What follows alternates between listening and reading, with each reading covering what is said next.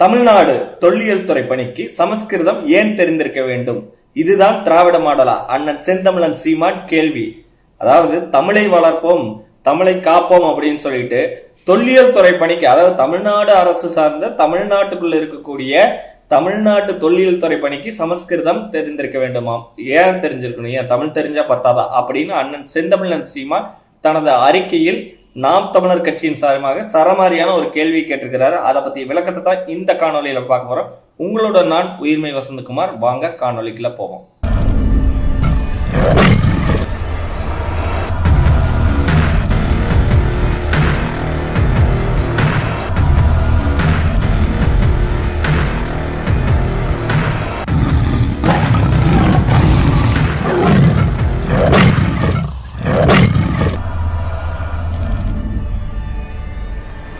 தாய் தமிழ் உறவுகள் அனைவருக்கும் அன்பு வணக்கம். பொதுவாகவே ஒரு பணி, அது தமிழ்நாடு அரசு பணி அப்படின்னா அந்தந்த மாநிலத்தோட, இப்ப தமிழ்நாடுன்னா தமிழ் மொழி அப்படிங்கிற மாதிரி தமிழ் மொழிக்கு தெரிந்திருக்கிறவர்களுக்கு முன்னுரிமை அரசு வேலையில் அப்படிங்கிறப்ப தமிழ்நாடு தொல்லியல் துறை பணிக்கு சமஸ்கிருதம் தெரிந்திருக்க வேண்டும் அப்படிங்கிற ஒரு அறிவிப்பு அதிர்ச்சி அடைய வச்சிருக்குது. அதை அண்ணன் செந்தமிழன் சீமான் சரமாரியான ஒரு கேள்வியை வச்சு ஒரு அறிக்கையை விடுத்திருக்கிறாரு. வேற எந்த கட்சியுமே இதை பத்தி கேட்கவே கிடையாது. தமிழ்நாடு அரசியல் தொல்லியல் துறை பணிக்கு ஏன் தமிழ் சமஸ்கிருதம் தெரிஞ்சிருக்கணும், ஏன் தமிழ் தெரிஞ்சா பத்தாதா அப்படின்னு வேற யாருமே கேட்காதப்ப அண்ணன் செந்தமிழன் சீமான் கேட்டதை மக்களிடையே மிகுந்த வரவேற்பு பெற்றிருக்குது. அந்த அறிக்கை பத்தி நம்ம தெளிவா பார்க்க போறோம். தமிழ்நாடு அரசு பணியாளர் தேர்வாணையம் வெளியிட்டுள்ள தொல்லியல் துறை தொழில்நுட்ப பணியாளர் தேர்வுக்கான புதிய அறிவிக்கையில், அதாவது சமஸ்கிருதம் தெரிந்தவர்கள் மட்டுமே விண்ணப்பிக்க முடியும் என்று அறிவித்திருப்பது அதிர்ச்சி அளிக்கிறது. சமஸ்கிருதம் தெரிந்திருப்பதுதான் தமிழ்நாட்டின் தொல்லியலை அறிய ஒரே தகுதியா? தமிழ்நாடு தொல்லியல் துறைக்கும் சமஸ்கிருதத்திற்கும் என்ன தொடர்பு இருக்கிறது?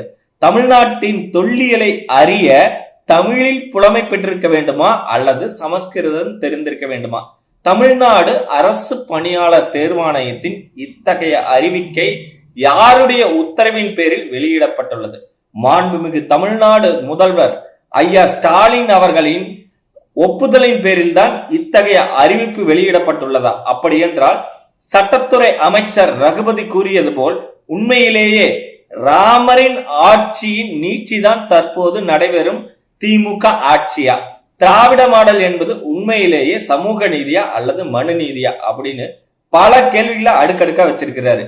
அதாவது தொல்லியல் துறைக்கு ஒரு தொழில்நுட்ப பணியாளர் தேவைப்படுது. அதுக்கான அறிவிக்கை வெளியிட்டிருக்கிறாங்க தமிழ்நாடு அரசின் சார்பா. அதுல சமஸ்கிருதம் தெரிந்திருக்க வேண்டும், அறிந்திருக்க வேண்டும் அப்படின்னு வருது. அப்ப தொல்லியல் துறையில ஏன் சமஸ்கிருதம் தெரிந்திருக்க வேண்டும் அப்படின்னு அண்ணன் எப்படிப்பட்ட கேள்வி கேட்கிறாருன்னா, இங்கே சமஸ்கிருதத்துல நீங்க தொல்லியல் துறை ஆய்வு பண்ண போறீங்களா, இல்ல தமிழ்ல தமிழ் மொழியில நீங்க ஆய்வு பண்ண போறீங்களா? அப்ப தமிழ்ல புலமை பெற்றிருக்க வேண்டுமா இல்ல சமஸ்கிருதத்துல புலமை பெற்றிருக்க வேண்டும்? சரி, ஓகே, தமிழ்ல புலமை பெற்றிருக்க வேண்டும் அப்படிங்கிறது இருக்குதுன்னு வைங்க.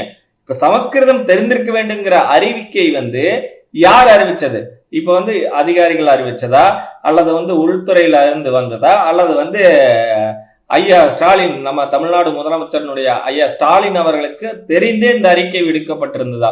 அப்படி தெரியாம விடுக்கப்பட்டிருந்தா ஏன் தெரியல, தெரிஞ்சு விடுக்கப்பட்டிருந்தா ஐயா ஸ்டாலின் தமிழை வளர்ப்போம் தமிழ் காப்போம் அப்படின்னு முத்தமிழ் மூதறிஞர் சொல்றாரு, ஏன் தமிழ் பாதுகாக்காம சமஸ்கிருதத்துக்கு இவர் ஒப்புதல் கொடுத்திருக்கிறாரு அப்படிங்கிற கேள்வியும் இந்த அறிக்கையில வச்சிருக்கிறாரு. அப்போ இங்க நடக்கக்கூடிய ஆட்சி திராவிட மாடல் ஆட்சி, திராவிட மாடல் ஆட்சின்னு சொல்றாங்க இல்லைங்களா? இது திராவிட மாடல் ஆட்சியா இல்ல சட்டத்துறை அமைச்சர் சொன்ன ரகுபதி ஐயா சொன்ன மாதிரி இது ராமரின் நீட்சிக்கான ஆட்சியா அப்படின்னா, அதாவது இது அவர்களுக்கான அடிமை ஆட்சியா அப்படின்னு மறைமுகமான ஒரு கேள்வி வச்சிருக்கிறதா நாம கருதுறோம். அப்போ இங்கே தமிழுக்கு இங்க மரியாதை இல்லை. தமிழ்நாட்டுல நம்ம வரிப்பணத்தை வாங்கிட்டு தமிழ்நாட்டுல தமிழ் தொல்லியல் துறைக்கு சமஸ்கிருதம் தெரிந்திருக்க வேண்டும்னா எல்லா தமிழர்களும் சமஸ்கிருதம் தெரிந்திருப்பார்களா அப்படின்னா கிடையாது. அப்ப யாருக்கான பணியா இது கொடுக்கப்படறதுக்கான வாய்ப்பை இவர்கள் உருவாக்குகிறார்கள் அப்படின்னு அண்ணன் தெரிஞ்சுக்கிட்டு தான் சரியான கேள்வி. இது சமூக நீதியா அல்லது மனு நீதியா அப்படின்னு இங்க நடக்கிறது திமுக ஆட்சியா அல்லது ரகுபதி ஐயா கூறியது போல ராமரின் ஆட்சி நீட்சியா அப்படின்னு தெளிவா ஒரு கேள்வி வச்சிருக்கிறாரு.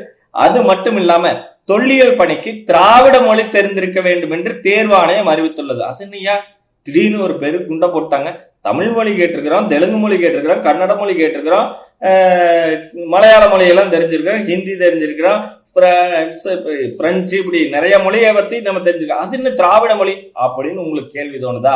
அப்படி ஒரு மொழி இருக்கிறதா? தமிழ் மொழி என்று குறிப்பிடுவதில் தமிழ்நாடு அரசிற்கு என்ன தயக்கம்? அதாவது திராவிட மொழிக்கு திராவிடத்திற்குன்னு ஒரு மொழி இருக்குதா? தமிழ் மொழி ஏன் திராவிட மொழின்னு அறிவிக்கிறீங்க? ஏன் கன்னடத்தை அறிவிக்கிறது, தெலுங்கு அறிவிக்கிறது, மலையாளத்தை அறிவிக்கிறது, இதையெல்லாம் அறிவிக்காம தமிழ் திராவிட மொழின்னு தமிழ்ங்கிற பெயரையே தூக்கிட்டாங்க. அப்படி ஒரு மொழி இருக்கிறதா? தமிழ் மொழி என்று குறிப்பிடுவதில் தமிழ்நாடு அரசிற்கு என்ன தயக்கம், என்ன தடை? திராவிட மொழி என்றால் அது எந்த மொழி என்பதை திராவிட மாடல் அரசின் முதலமைச்சர் முதலில் விளக்கம் தர வேண்டும் அப்படின்னு அண்ணன் செந்தமிழன் சீமான் குறிப்பிட்டிருக்கிறார். தமிழ்நாட்டில் திமுக 6 முறை ஆட்சிக்கு வந்து 54 ஆண்டுகளுக்கு பிறகு தற்போதுதான் தமிழ்நாட்டில், அதாவது தமிழ்நாட்டினுடைய தமிழ் தெருக்களில், ஒவ்வொரு தெருக்கள்லையும் ஊர்களில் இருக்கக்கூடிய தெருக்கள்லையும் தமிழ் இல்லை என்று யாரும் கூறக்கூடாது என்ற ஒரு வெற்று அறிவிப்பை முதல்வர் வெளியிட்டுள்ளார்கள். தமிழ் தெருக்களில் தமிழ் வரவே இத்தனை ஆண்டு காலம் ஆகியுள்ளது, அதுவும் இன்னும் முழுமையாக நிறைவேறிய பாடில்லை. அதற்குள் தமிழ்நாடு அரசு பணிகளுக்கு அன்னை தமிழை அகற்ற திமுக அரசு முனைவது பெருங்கொடுமையாகும். இதுதான் திமுக அரசு தமிழை வளர்க்கும் முறையா அப்படின்னு அண்ணன் வேற மாதிரி அடிச்சு கேள்வி கேட்டாரு. ஏன்னா அதாவது தமிழ் தெருக்கள்ல தமிழ் இல்லைங்க, தமிழை வளர்க்கணுங்க, தமிழ் தெருக்களில் எல்லா பக்கம் வந்து இனிமேல் தமிழ் தாங்க முழங்கணும் அப்படின்னு சொல்லி போட்டு இன்னைக்கு வந்து அது ஒரு வெற்று அறிவிப்பு. இப்ப இந்த அறிக்கை பாக்குறப்ப அது ஒரு வெற்று அறிவிப்பா போச்சு. எப்படின்னா தமிழ்நாடு தொல்லியல் துறை பணியாளர்களுக்கு வந்து சமஸ்கிருதம் தெரிஞ்சிருக்க வேண்டும்னா அப்ப தமிழுக்கான மதிப்பு எங்க போச்சு அப்படின்னு அண்ணன் செமையான கேள்வி கேட்டிருக்கிறாரு. எங்கும் தமிழ், எதிலும் தமிழ், வீழ்வது நாமாக இருப்பினும் வாழ்வது தமிழாக இருக்கட்டும் என்பதெல்லாம் தமிழர்களை ஏமாற்றும் வெற்று முழக்கங்கள் என்பது இதன் மூலம் ஒரு முறை நிறுவப்பட்டுள்ளது. அதாவது எங்கும் தமிழ், எதிலும் தமிழ், வீழ்வது நாமாக இருக்கட்டும், வாழ்வது தமிழாக இருக்கட்டும் அப்படின்னு சொல்லிட்டு ஓட்டுக்கு மட்டும் மேடைகள்ல முழங்கிட்டு பொய் பிரச்சாரம் பண்ணிக்கிட்டு வெற்றி ஏமாற்றுகளை வச்சு தமிழர்களை ஏமாத்தி ஆட்சி கட்டில உட்காருவதுதான் இவங்களோட குறிக்கோளா இருக்குது. அப்போ இதுதான் உண்மை, உங்களை நாங்க ஏமாத்திட்டோம், உங்களை வந்து நாங்க ஏமாத்தி வாக்கு வாங்கி நாங்க வந்து முதலமைச்சர் கட்டிலையுமே அந்த ஆட்சி கட்டிலையும் எங்க கட்சி இருக்கணும்னு சொல்லி நாங்க உட்கார்ந்து இருக்கிறாங்கிறத அவர்கள் மீண்டும் ஒரு முறை நிரூபித்துள்ளார்கள் என்பதை அண்ணன் செந்தமிழன் சீமான் தெளிவாக எடுத்து விளக்கியுள்ளார். ஆகவே தமிழ்நாடு தொல்லியல் துறை பணிக்கு சமஸ்கிருதம் கட்டாயம் தெரிந்திருக்க வேண்டும் என்ற அறிவிக்கையை உடனடியாக திரும்ப பெற்று தமிழில் புலமை பெற்றிருக்க வேண்டும் என்ற அறிவிப்பை தமிழ்நாடு அரசு வெளியிட வேண்டும் என நாம் தமிழர் கட்சி சார்பாக அண்ணன் செந்தமிழன் சீமான் தெளிவாக வலியுறுத்துகிறேன் என்று அறிவித்துள்ளார். ஏன் அப்படின்னா இப்போ ஒரு தமிழ்நாடு தொல்லியல் துறையில நீங்க வந்து ஒரு கோயில தோன்றப்ப குழி தோண்டி அதுல இருக்கக்கூடிய விடயங்களை எடுக்கிறப்ப பாத்தீங்கன்னா ஆதி தமிழ் எழுதியிருப்பாங்க, பழங்கால தமிழ் எழுதியிருப்பாங்க, பண்டைய தமிழ் எழுதியிருப்பாங்க. அந்த கல்வெட்டுக்கள்லாம் இருக்கிறது.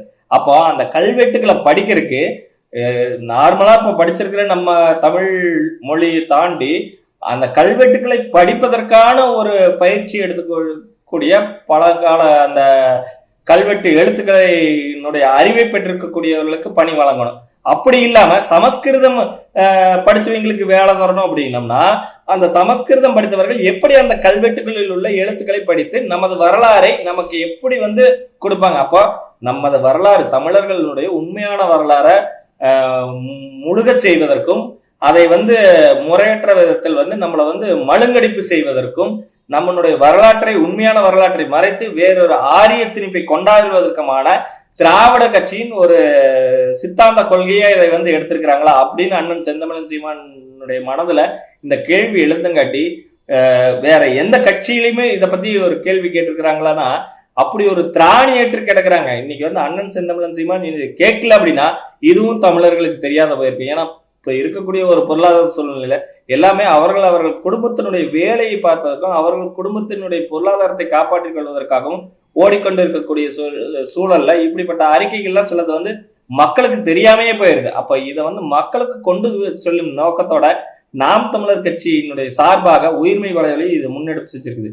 இன்னொன்னு என்னன்னா இதை தெளிவா ஒவ்வொரு மக்களும் படிக்கிறீங்களோ இல்ல, அண்ணனுடைய அறிக்கை அண்ணனை பிடிக்குது பிடிக்கல, நாம் தமிழர் கட்சி பிடிக்குது பிடிக்கல, இங்க என்ன நடக்குது, அதாவது அரசியல்ல இவங்க எந்த மாதிரி மழுங்கெடுப்பு செஞ்சு நம்மளை எப்படி வச்சுக்கிட்டு இருக்கிறாங்க. அது எந்த கட்சியாவே இருங்க, யார் வேணா எந்த கட்சியில இருங்க, ஆனா நமக்கு இங்க என்ன விடயம் நடந்து கொண்டு இருக்கிறது அப்படிங்கறத அரசியல் பார்வையில நம்ம அறிந்து கொள்ள வேண்டிய அவசியம் இருக்கிறது. இதுல என்ன நமக்கு என்ன வரந்துற போது அப்படின்னா, தமிழ் படித்தவர்களுக்கான முன்னுரிமை அங்க மறுக்கப்பட்டு சமஸ்கிருதத்துல படிச்சவங்களுக்கு வேலை வாய்ப்பு வழங்கப்படுறப்ப நம்ம தமிழர்களுக்கான வேலை வாய்ப்பு அங்க குறைக்கப்படுது. இப்போ சமஸ்கிருதத்துல படிச்சவங்க யாரா இருக்கும், எல்லாமே ஆரிய வர்க்கத்தினர், பிராமணர்கள், அந்த வகையில இருக்கக்கூடியவங்க இருப்பாங்க. அப்போ தமிழர்களுக்கான ஆதிகுடிகளோ அல்லது தமிழ் குடிகளோ அந்த வேலை வாய்ப்புல போய் உட்கார்றதுக்கான வாய்ப்பு மறுக்கப்படுது. அப்போ இத மக்கள் முழுமையா உணர்ந்து நாம் தமிழர் கட்சி என்ன சொல்லுது, நாம் தமிழர் கட்சியில அண்ணன் செந்தமிழன் சீமான் என்ன சொல்ல வராரு, அதனுடைய கொள்கை பிடிப்பு என்ன, தத்துவம் என்ன, கோட்பாடு என்னன்னு நீங்க அறிய வேண்டியது மிக முக்கியமான கடமையாம, அதே சமயம் நாளை தலைமுறையின் பாதுகாப்பாம இருக்குது. இப்பவே இதையெல்லாம் பண்றாங்க அப்படின்னா, தமிழ் தெற்களில் தமிழை காணோம், தமிழை வளர்க்க வேண்டும், எங்கும் தமிழ் எதிலும் தமிழ், வீழ்வது நாமாக இருப்பினும் வாழ்வது தமிழாக இருக்கட்டும் சொல்லிட்டு திராவிட மொழின்னு பேர் வைக்கிறாங்க. தமிழுக்கு திராவிட மொழி தெரிந்திருக்க வேண்டும். திராவிட மொழி தெரிஞ்சிருக்க வேண்டும்னா என்ன மொழி, திராவிடத்துக்கு என்ன மொழி நான் கேட்டு பார்க்குறேன். எல்லாத்துலையும் கேட்டு பார்க்கலாம். நம்ம ஒரு வியூ போவோம், போயிட்டு சாலைகள்ல செல்பவர்களை எங்க திராவிட மொழினா என்ன, மலையாள மொழினா என்ன, கன்னட மொழினா என்ன, தெலுங்கு மொழினா என்ன, ஹிந்தினா என்ன, மராட்டி என்னன்னா, ஒரியானா என்ன, அப்படியெல்லாம் கேட்டுட்டு திராவிட மொழினா என்னன்னு இறுதியாக ஒரு கேள்வி வைப்பான். உண்மையால மக்களுக்கு திராவிட மொழினா என்ன மொழின்னு தெரிஞ்சிருக்கிறான். முதல்ல திராவிடத்திற்கான ஒரு தத்துவமே இல்லாத, ஒரு கோட்பாடே இல்லாத ஒரு இருக்கிறப்போ, ஒரு நிலப்பகுதி சார்ந்த, ஒரு நிலம் சார்ந்த, ஒரு தொழில் சார்ந்த எந்த ஒரு விடையுமே இல்லாத சூழ்நிலையில இப்போ தமிழ் குடினா ஓகே, அதே மாதிரி மலையாளிகள் அப்படின்னா அது ஓகே, கன்னடர்கள் தான் ஓகே, தெலுங்கர்கள்னா ஓகே, இப்ப இவங்க எல்லாமே இருக்கக்கூடிய நிலப்பகுதி இருக்குது, அவர்களுடைய வரலாறு இருக்குது, அவர்களுடைய வாழ்க்கை முறை இருக்குது, வாழ்வியல் இருக்குது. அப்படிங்கிறப்ப தமிழர்கள்னா தமிழர்கள் நிலத்துக்கான வாழ்வியல், வழிபாடு இதெல்லாம் சார்ந்து அதனுடைய வரலாறுகள் அமைந்திருக்குங்கிறப்போ